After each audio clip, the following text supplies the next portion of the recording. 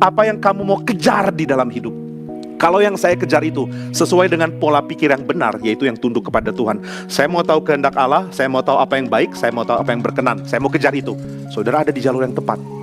Tapi sayangnya kata-kata ini, mengetahui kehendak Allah, apa yang baik, apa yang berkenan kepada Allah. Ini 3 istilah yang sering ditafsir spektakuler kemana-mana. Dan kita jadi bingung sendiri, kalau begitu kehendak Allah apa? Sekarang ya kalau kita ditanya apa kehendak Allah, bingung loh. Apa kehendak Allah bagimu? Wah, saya nggak tahu. Nggak tahu. Kamu mau melakukan kehendak Allah? Iya. Only to do His will? Iya. Apa kehendak Dia? Belum tahu. Nanti kalau Dia udah kasih tahu saya jalankan. Tapi sekarang belum dikasih tahu, makanya saya tersesat lagi. Jadi banyak orang Kristen tersesat bukan karena dia nggak tahu dia mesti jalankan kehendak Allah, tapi karena dia nggak tahu apa itu kehendak Allah. Sadarkah kamu harus jalankan kehendak Allah? Sadar. Sudah jalankan? Belum. Kenapa belum? Karena nggak tahu kehendak Allah apa. Loh, kenapa nggak tahu? Ya karena ada banyak teori tentang kehendak Allah. Saya nggak ngerti kehendak Allah bagiku apa. Saudara, kalau kita baca dengan sabar ya, ayat-ayat selanjutnya sebenarnya memberikan konteks kehendak Allah itu apa. Tentu ada hal yang beragam yang kita kerjakan dalam hidup, tapi ayat-ayat selanjutnya memberikan dengan jelas apa sih yang harus saya miliki. Ayat 3 misalnya itu menjelaskan apa yang jadi kehendak Allah. Apa sih kehendak Allah? Kehendak Allah adalah supaya kamu tidak pikir tinggi tentang dirimu. Don't think highly of yourself.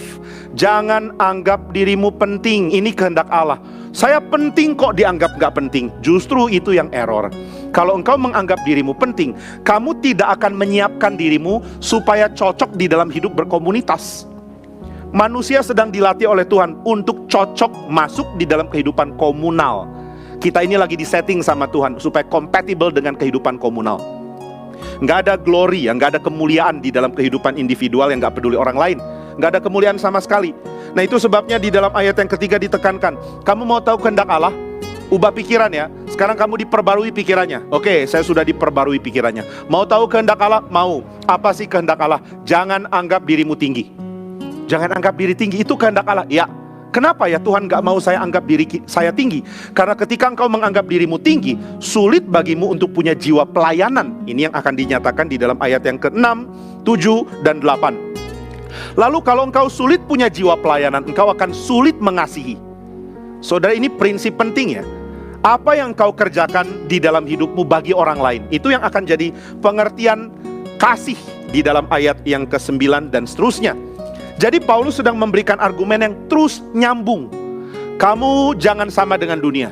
Jangan sama dengan apa? Dengan cara berpikir nggak boleh sama. Oke, cara berpikirmu nggak boleh sama dengan dunia. Oke, saya nggak mau cara berpikir dunia. Tapi by the way, cara berpikir dunia apa? Cara berpikir dunia berpusat ke diri. Lalu cara berpikir Tuhan apa? Berpusat ke kehendak Tuhan. Apa kehendak Tuhan bagiku? Supaya kamu hidup dalam komunitas. Supaya engkau hidup di dalam persekutuan.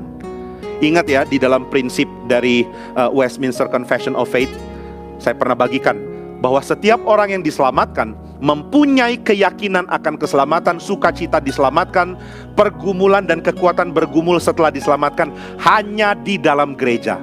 Only in Christ's body. Hanya di dalam tubuh Kristus. Only in Christ's body.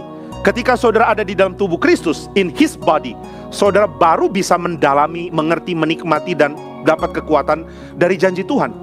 Karena Kristus nggak pernah dinyatakan tanpa tubuhnya.